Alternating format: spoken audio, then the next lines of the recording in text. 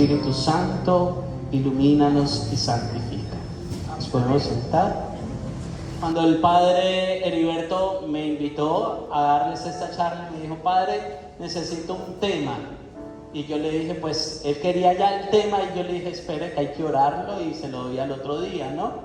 Y entonces en la oración el Señor me puso que les hablara de heridas. Y he querido titular este tema: heridas que supuran en el matrimonio. A veces nosotros podemos estar bien, podemos sentirnos bien, o podemos acostumbrarnos a vivir en pareja en medio de las heridas. Y esas heridas quedan ahí, van marcando y van supurando y van haciendo daño en la vida. Por lo tanto, quiero hablarles en esta charla de 3 heridas que hacen mucho daño. La herida, la fractura del lenguaje, la fractura de los espacios en el matrimonio y las fracturas del mensaje. En el mensaje voy a hablar de los hijos. Bien, entonces yo quiero que piensen, hagamos un ejercicio antes de todo. Vayámonos al inicio, cuando ustedes se conocieron. Piensen en esa primera vez que se conocieron. ¿Dónde se encontraron? ¿Cómo planearon? ¿Cuándo se vieron el amor a primera vista? ¿Cómo fue esa primera vez? A esa que tanto amaba, a esa que tanto amo, a ese que tanto amo, ¿cómo me lo conquisté? Es más, ustedes podían haber tenido la oportunidad de elegir a otros, de elegir a otras, pero yo les pregunto, ¿por qué se quedaron con ella? ¿Por qué se quedaron con él? Mírenlo, mírenla. ¿Por qué la eligió? ¿Por qué lo eligió? Y perdónenme en esto que les voy a decir, hombres, quizás hubiesen podido escoger a la modelo de Estados Unidos, a la Miss Universo, ¿no? Quizás hubiesen encontrado a la actriz 90, 60, 90, ¿no? ¿Por qué no eligieron a ella? Las mujeres, ¿por qué eligieron a su esposo? Pudiéndose haber encontrado a un Brad Pitt, ¿no? Pero ¿por qué lo eligieron a ese? Iba a decir, después les digo, ¿por qué lo eligieron? ¿Por qué eligieron a ese hombre calvo y barrigón y no eligieron a otro? ¿Por qué lo eligieron? Yo creo que aquí hay algo de fondo. Lo eligieron porque lo amaban. Lo eligieron porque quisieron estar con esa persona. Ahora bien, cuando eligen a esa persona, permítanme decirles algo. El hombre, por más que sea hombre, siempre debe terminar con una sola, ¿no? La mujer, por más que sea mujer, siempre se queda con uno en medio de tantas oportunidades. Siempre se elige a una persona con la cual se quiera estar. Y ustedes, siéntanse afortunados que su esposa los eligió. Siéntanse afortunadas que su esposo los eligió en medio de tantos, de tantas. Eso es una dicha. Usted en este momento puede decirle a ella: gracias, amor, porque me elegiste en medio de tantas oportunidades. Puede decirle a él: gracias, amor, porque me elegiste en medio de tantas otras mujeres. Ustedes son elección. Ustedes hoy se han convertido en regalo del amor de Dios. Y eso es interesante, porque hay que partir desde el fondo, desde la elección. ¿Cómo se eligieron? ¿Por qué se eligieron? Ahora vamos a caminar después de esa elección. Cuando llega la amistad, cuando llega el noviazgo, cuando llega la conquista, piensen cómo empezaron a conquistarla a ella, cómo empezaron a conquistarlo a él. Y en esa conquista, ¿qué hicieron ustedes? ¿Qué hicieron ustedes? El hombre, ¿qué hacía para poder conquistar a esa chica? Las horas se le convertían en minutos. Ahí no había aburrimiento. Los regalos no tenían precio, no importaba lo que valiera, con tal de tenerla feliz a ella.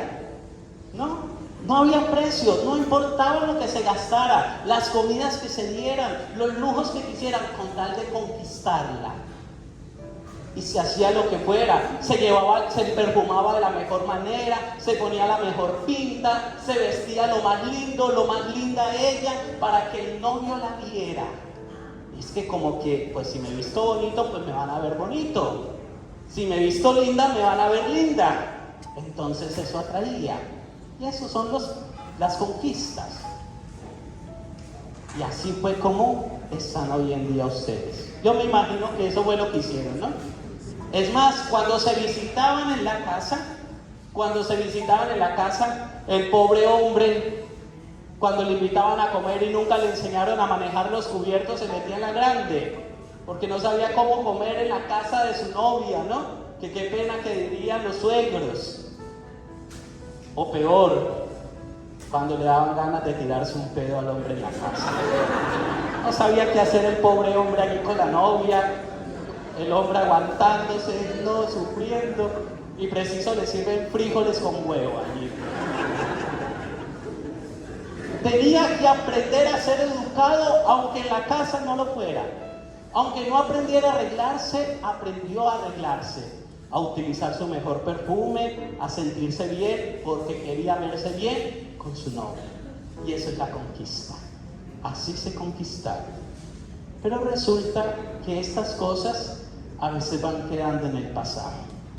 A veces van quedando como en la costumbre y en la rutina. Ustedes, desde el momento que se eligieron, no pueden dejar de conquistarse. La conquista es permanente. Por eso quiero traerles ese inicio de la vida de ustedes. A veces se olvida eso, que quiero verme bonito para mi esposa, que quiero verme linda para mi esposo. Entonces ya en la casa se tiran los pedos sin cesar. Ya en la casa la mujer anda descachalandrada. No, es que padre, como estoy en la casa, sí, pero es que estás con tu esposo, vístete bien para él. Eso no se puede olvidar. Los detalles no se pueden escapar. Los detalles, a veces pasa cumpleaños de la esposa y el esposo, ay, tú cumpliste ayer. Ay, se me olvidó. Eso se olvida a veces. ¿Por qué se tiene que olvidar? ¿Por qué se tienen que dejar de un lado los detalles? Es que perdónenme en esto, los esposos no dejan de ser novios. Los esposos no dejan de ser novios. En el noviazgo se cree que es solo una parte para poder pasar al matrimonio y después ser esposos. Y a veces se cree que son dos fracturas, dos maneras distintas que ya se vivieron. Porque es que usted cuando eligió a alguien, no eligió una cosa.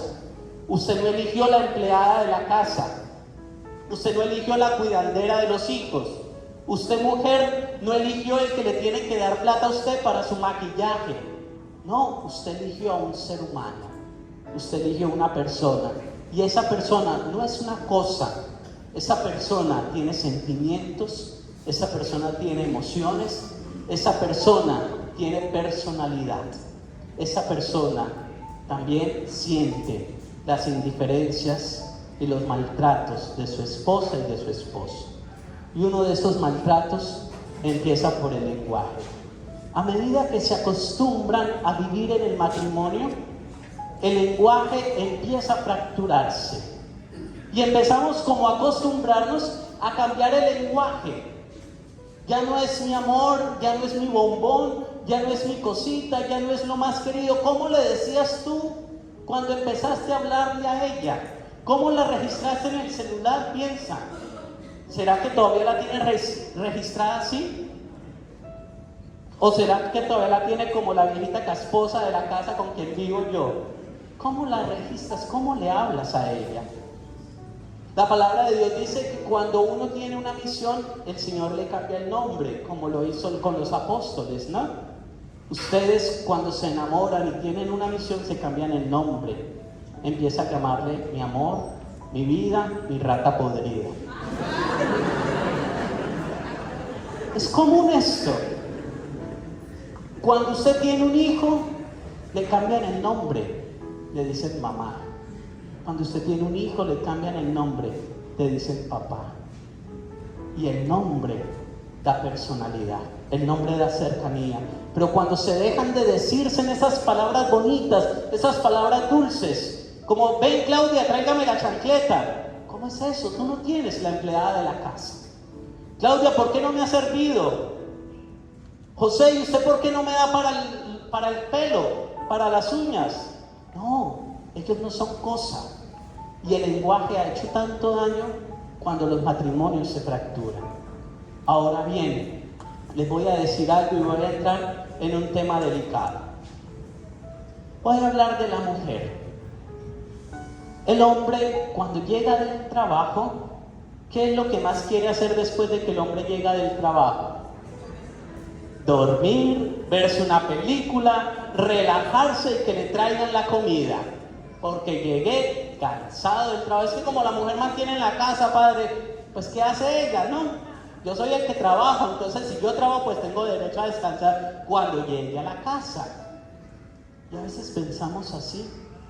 Y resulta que no nos damos cuenta que esa mujer que tú elegiste te espera para hablar contigo. Pero tú no quieres. Tú solo quieres descansar. Hombres.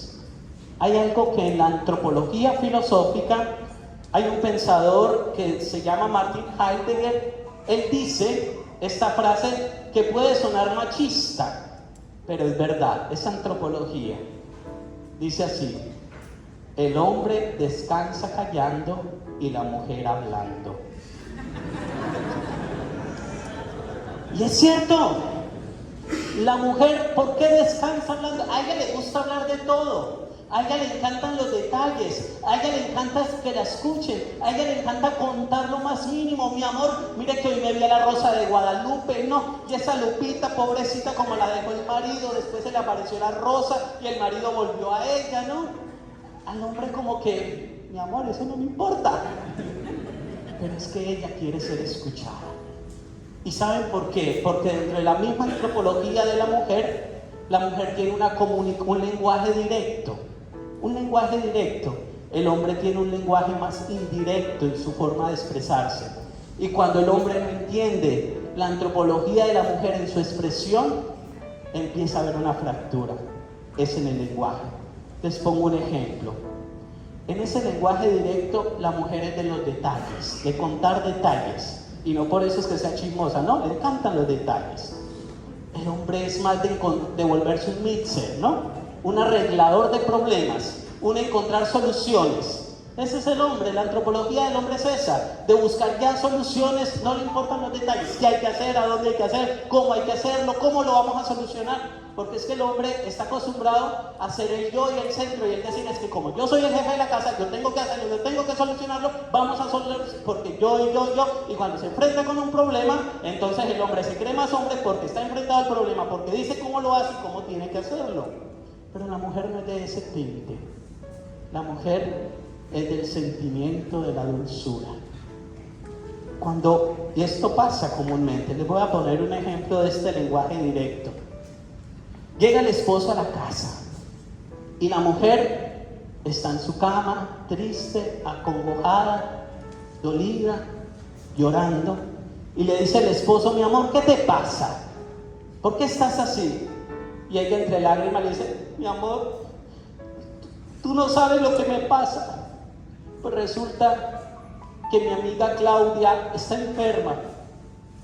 Y le dice el esposo: ¿y qué tiene que ver eso con nosotros? Por Dios. El hombre empieza a llamar.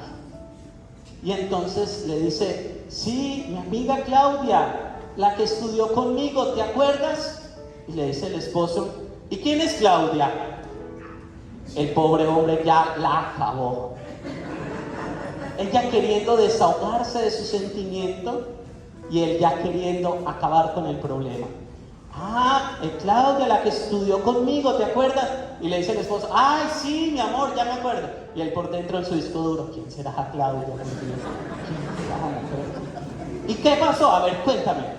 Pues mira, es que Claudia está enferma, le surgió un cáncer, pero resulta que le van a hacer una terapia y esa terapia que tiene, pues no ha sido muy catalogada científicamente, hasta ahora están en experimentos y los experimentos empezaron en la Universidad de Sydney y pues no sabemos si ella se puede recuperar porque es muy delicado.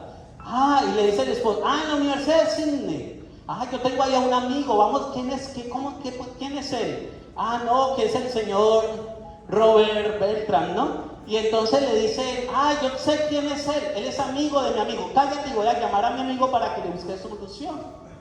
Y ella no quiere solución. ¿Qué quiere ella? Ser escuchada. El hombre quiere buscar ya respuestas, ser un arreglador del problema. Y la mujer quiere ser ella quiere estar siendo escuchada. Aunque aquí hay un problema. Si quiere ser escuchada, el hombre tiene que quedarse hasta con los detalles de cómo eran el color de las llantas del carro. Pero es que esa es la delicadeza de la mujer. La mujer descansa hablando y el hombre callando. Cuando se comprende que en el lenguaje directo e indirecto yo debo entender la antropología de ella, que ella le gusta hablar, le gusta compartirme, debo sentarme a escucharla, a mirarla a los ojos. Ella que esperaba del problema de Claudia, de su amiga, que el esposo le dijera: mi amor, cuentas conmigo, aquí estoy. Ella esperaba que el esposo le diera un abrazo, que le dijera: yo estoy contigo, entiendo lo que tú estás pasando por tu amiga que está enferma. Eso era lo que ella esperaba, no que le arreglaran el problema. Ella esperaba ser escuchada. Pero hay otra situación en el problema del lenguaje. Cuando se fractura esta herida del lenguaje, empieza a dañarse el matrimonio. Cuando empezamos a tener lenguajes indirectos que quieren decir un mensaje, pero no es este el mensaje. Me explico. Lo que más daño ha hecho en el matrimonio con respecto al lenguaje son las distorsiones cognitivas. Me voy a entrar en un tema de la psicología. Una distorsión cognitiva es, en pocas palabras, es pensar algo que está en mi mundo, pero que afuera es irreal. Eso es una distorsión cognitiva y hay muchos tipos de distorsiones cognitivas. En pocas palabras, a veces nosotros terminamos armándonos películas que ni siquiera son así. Está el hombre en su cama descansando, tranquilo, mirando al techo, llega ella, lo miran y ¿qué estará pensando? ¿Será que me está engañando? ¿Está pensando en la otra? Hollywood debería contratar mujeres. Y él solo miraba al techo y decía: ¿por qué será que se dañó ese foco? Y ella se armó ya una película. Lo que más daño hace es pensar y hacernos películas en la cabeza, dándole mensajes a la otra persona cuando la otra persona no está dando un mensaje. Y ese tipo de lenguajes, cuando no se socializan, hacen daño. Ahora bien, no crean que lo que les digo de que la mujer descansa hablando es malo. Eso es muy positivo. La ciencia ha dicho que la mayor parte de los problemas cardiovasculares que hay provienen de los hombres, porque las mujeres son capaces mejor de afrontar las dificultades. Las mujeres son capaces de afrontar las dificultades y ¿saben cómo? La terapia que tiene la mujer para enfrentar sus problemas es socializándolo. El hombre no socializa. El hombre se traga sus problemas. Y cuando no socializa sus problemas, se ahoga y se cree un arreglador de todo y termina destruyéndose a sí mismo y destruyendo a los suyos. Hijos, dialoguen mucho. Que el lenguaje no solo sea de mensaje, es que le voy a demostrar a él que es así. Pero si usted no se lo dice, él no lo va a entender. Los mensajes indirectos en una relación fracturan el matrimonio. Dialoguen mucho. Así como se conocieron dialogando, así como se sentaban en el corredor horas y horas hablando de qué, no se sabe, pero hablaban. Así como se la pasaban la noche escribiéndose en mensajitos, así como se la pasaban el día escribiéndose en cartas, eso no se puede perder. El diálogo debe ser un diálogo de tú a tú. Y ojo a esto: cuando el diálogo se convierte en terceros, incluyendo los hijos, también se daña.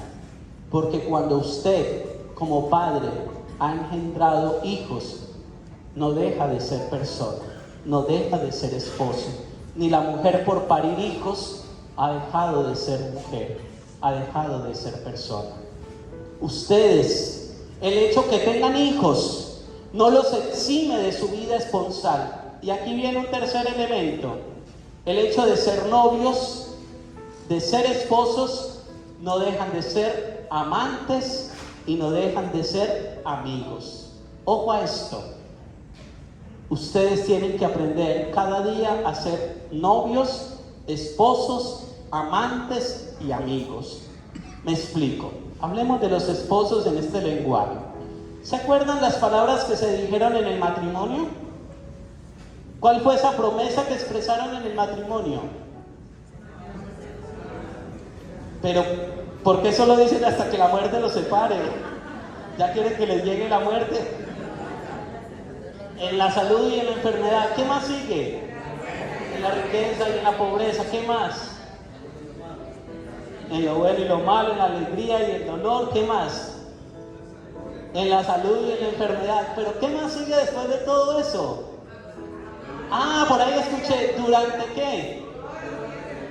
Ustedes sí saben que cuando se casaron, el ministro del matrimonio no fue el cura. ¿Quiénes son los ministros del matrimonio? La pareja. Eso es interesante. El sacerdote no es el ministro del sacramento. Ojo a esto. Los ministros del sacramento del matrimonio es la pareja. Y ojo, además, el matrimonio no fue de un día. Ustedes se lo prometieron y a veces se nos olvida explicar esto.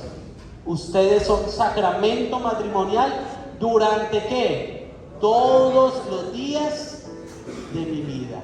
Por lo tanto, todos los días, tú como esposo, tú como esposa, debes darle sacramento matrimonial a ella. Tú como esposa debes darle sacramento matrimonial a él. Esas son las únicas palabras de los sacramentos en las cuales se expresa todos los días, ni siquiera en la ordenación. Solo en el matrimonio, todos los días deben darse sacramento matrimonial. El hecho de ser esposos no los exime de dejar de ser novios. Y el hecho de ser novios, antes de ser novios, ¿qué fueron? Amigos. Y ahora bien, a mí me preocupa cuando a veces hay parejas que dicen: ah, padre, yo tengo mi mejor amiguita en el trabajo, o yo tengo mi mejor amiguito, ¿no? ¿Quién debería ser tu mejor amigo? Si tu esposo no es tu mejor amigo, apague y vámonos. Porque si estás viviendo con aquel en quien tú no confías, ¿para qué vives con esa persona? Tu mejor amigo, tu mejor amiga es ella, es él. Administre el sacramento todos los días. Cuide de ella en la salud y en la enfermedad, en la pobreza y en la riqueza, en el dolor y en la alegría. Es un sacramento que se debe administrar todos los días porque tú debes darle a Dios. Por eso cuando tú le dices a tu esposa te amo, no solo lo estás diciendo en palabras humanas, te lo estás diciendo en palabras de Dios, porque le estás dando matrimonio a esa persona, le estás dando sacramento. El amor que es de Dios se refleja en la vida esponsal. El mejor amigo eres tú, el mejor amigo es tu esposa. Y para que haya mejor amistad debe haber un diálogo de confianza. Yo les pregunto ahora, ¿ustedes se guardan cosas para sí? Yo digo esto: los egoístas no deberían casarse. Un egoísta fracasa en el matrimonio. Cuando una persona se casa y empieza a decir: es que este es mi carro, este es mi sueldo, estas son mis cosas, este es mi celular con mi contraseña y tú no puedes entrar. Aquí vámonos, ahí no hay nada. Ahí no hay nada. Ahí ya hay una ruptura de diálogo, confianza y amistad. ¿Por qué? Porque una persona que se casa cambia el yo individual por el comunitario. Nuestro carro, nuestro sueldo, nuestras cosas, nuestros hijos, nuestra familia. Ya ese yo personal se deja de un lado, empieza a ser lo nuestro. Es más, porque la esposa o el esposo ganen más plata no significa que vale más o que tiene más poder, no. Aunque ganen más, debe de haber una caja común, es de todos, le pertenece a todos, es de la familia, dispone de todos. No son mis cosas, es de la familia, es de la casa. Y eso solo lo hace una persona que tiene diálogo, confianza y amistad. Ahora bien, sigamos al siguiente punto. ¿Cuál es el siguiente punto de las fracturas? Los espacios. ¿Cuál es el gran problema de los espacios? Es no tener espacio para sí. Cuando en el matrimonio no hay espacios, las heridas empiezan a pulular y el matrimonio empieza a fracasar. Me explico. Qué bonito en los noviazgos, cuando ustedes se conocieron se daban muchos espacios, ¿no? El esposo anhelaba salir de trabajar cansado, pero para irse a ver con quién, con ella. Iba a buscarla, ya si estuviera rendido del trabajo, la llevaba a comer helado, gastaba su tiempo, hacía todo, porque se daba espacio para estar con ella. Igualmente la esposa se daba su tiempo para estar con él en el noviazgo. Los espacios, hijos, no se pueden perder. A veces cambiamos los espacios por los hijos. Ojo a esto. Tanto daño ha hecho que se han cambiado espacios para hablar de sí, por empezar a hablar de los otros.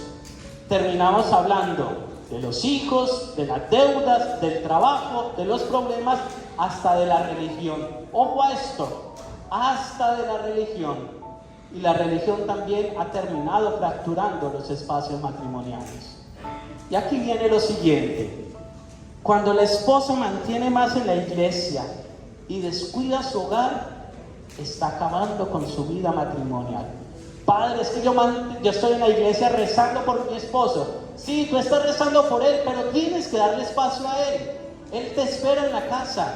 Él espera un te amo, un abrazo cuando él llegue. Él espera una comida. Él espera que tu esposa esté ahí.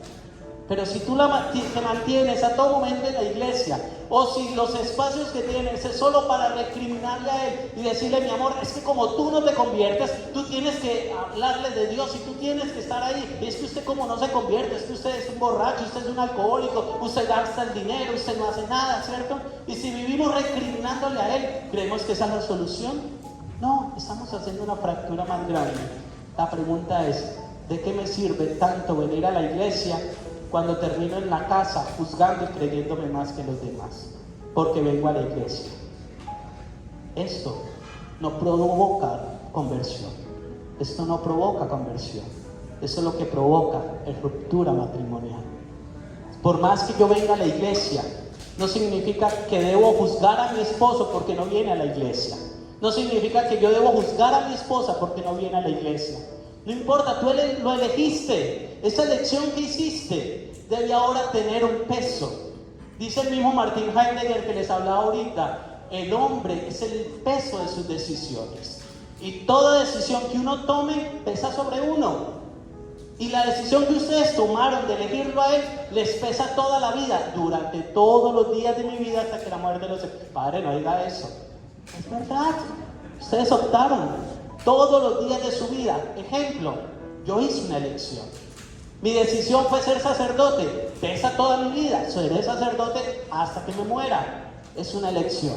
Pero no es un peso de dolor, es un peso de amor. Y uno hace elecciones. Y detrás de una elección siempre hay muchas renuncias. Ustedes, hombres, vuelvo a lo que les dije ahorita, eligieron a su esposa, pero renunciaron a todas las mujeres por quedarse con una.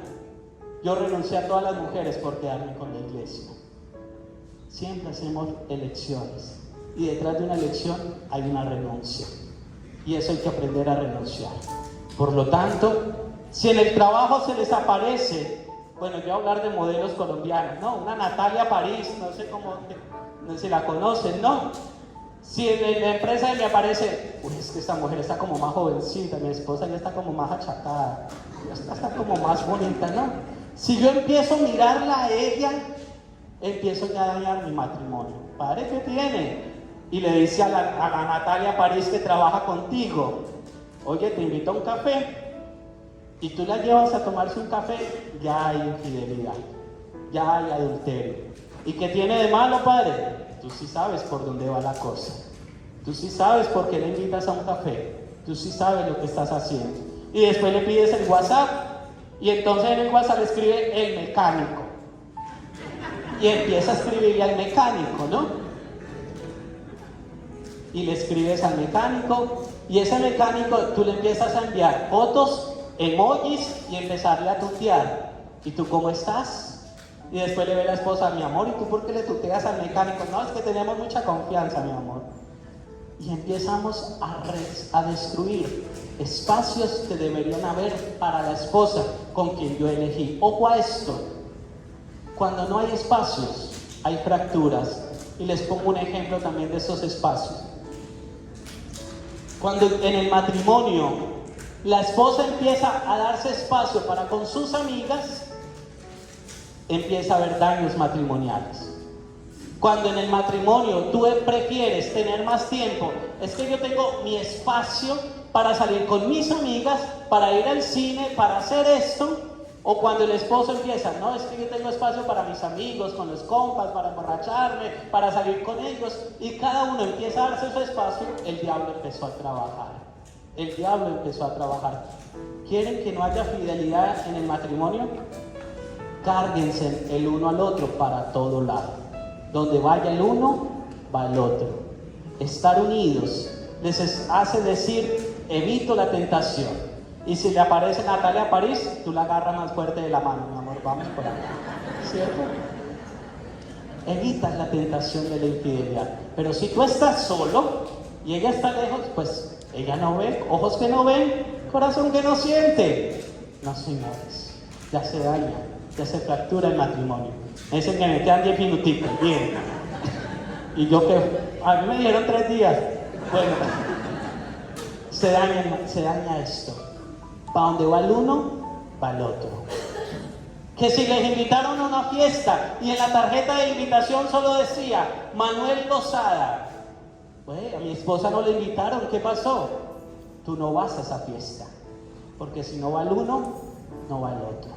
Son una sola carne, son una sola carne, y eso hace que los espacios sean para ustedes, para ustedes. El último, el tercero. Bueno, quería hablarles ahorita de un caso muy doloroso de la Biblia, pero ya no me da el tiempo, ¿no? Que era de 2 de Samuel 11. Si los líderes me dan permiso.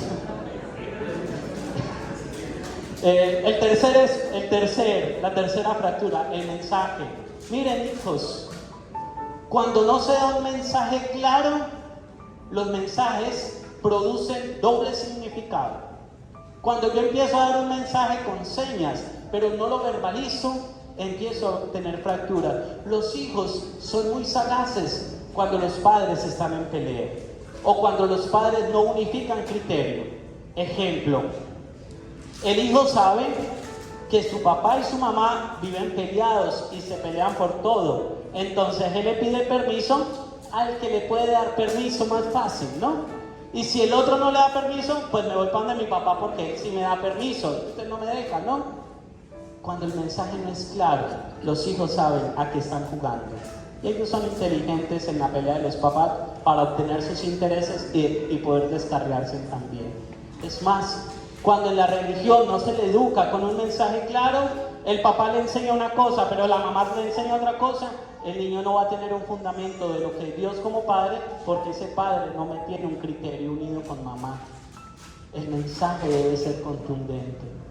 Y no me alargo más para hablarles del mensaje y quererles hablar un poco de esta cita bíblica. ¿Trajeron la Biblia? Bueno, muy bien, porque si no viene al retiro y no trae Biblia, pues no sé a qué vino, ¿no? Segunda de Samuel capítulo 11. Segunda de Samuel capítulo 11. Es el caso de David y Betsabé. Esta cita bíblica es el resumen de lo que les he compartido hoy. De ahí me inspiré para hablarles. Resulta que David estaba en campaña. Y dice la palabra de Dios, cuando los reyes salen a campaña, es decir, a batallar, ¿qué hizo David? ¿Qué tenía que hacer David en ese momento? ¿Qué tenía que hacer?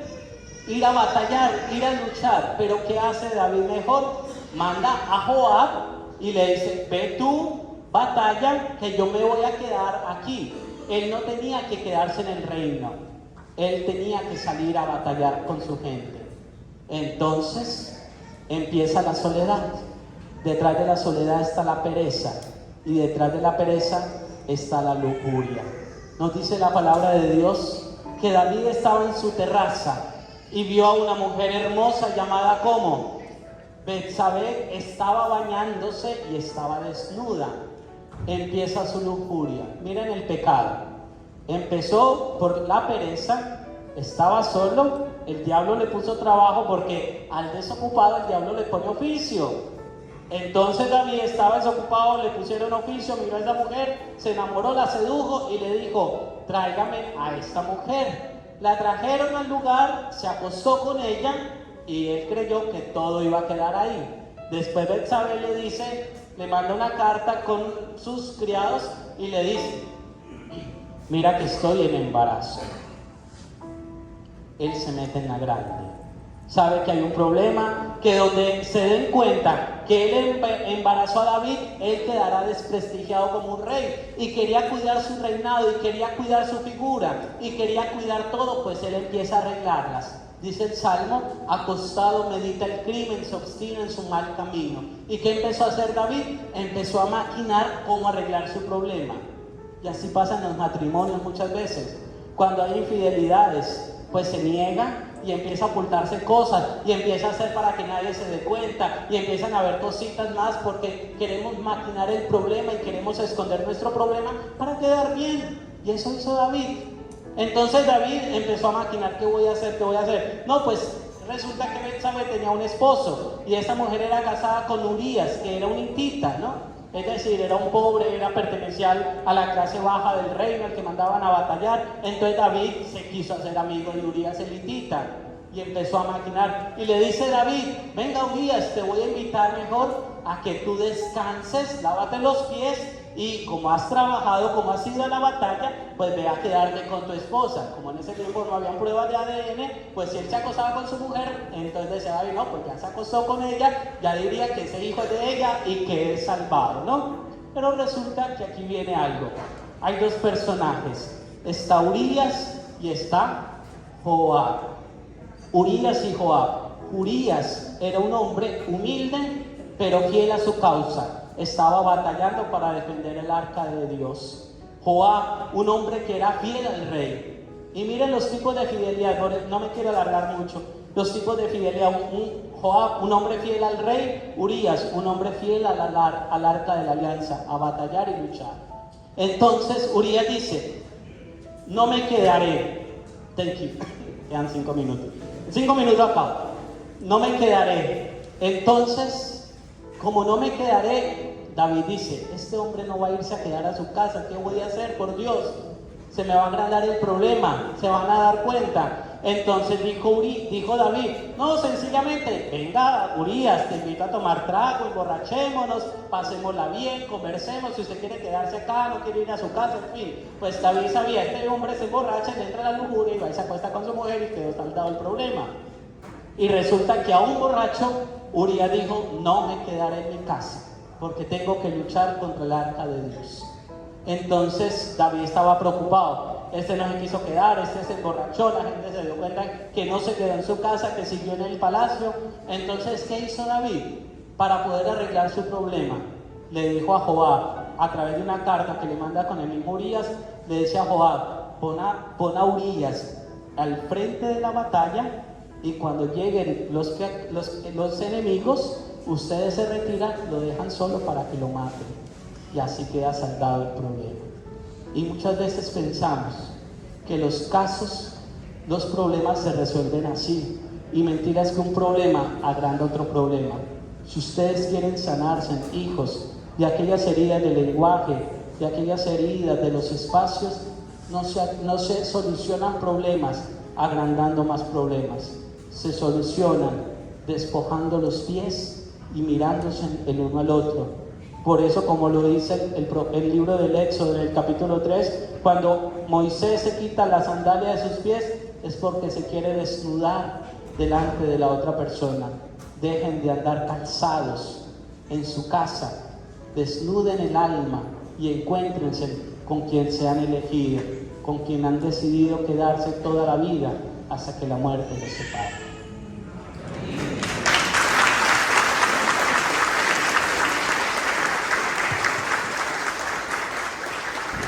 Quiero hacerle una preguntita. ¿Podemos contratar de nuevo a este curita? Sí.